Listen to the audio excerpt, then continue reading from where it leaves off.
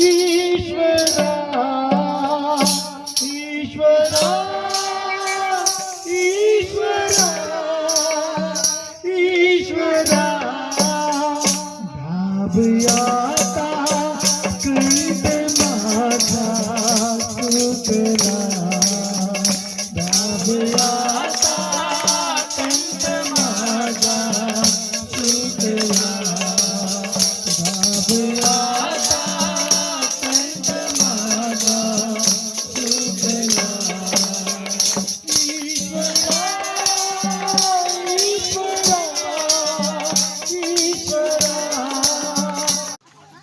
त्या प्रभूला धन्यवाद देऊया, त्याची स्तुती करूया. गीत गायचं.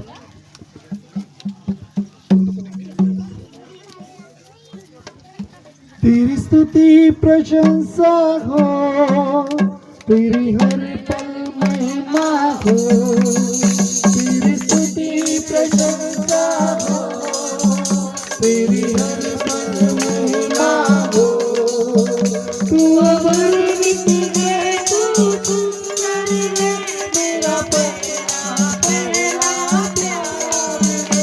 तू अवर्णित है, तू सुंदर है, मेरा पहला पहला प्यार.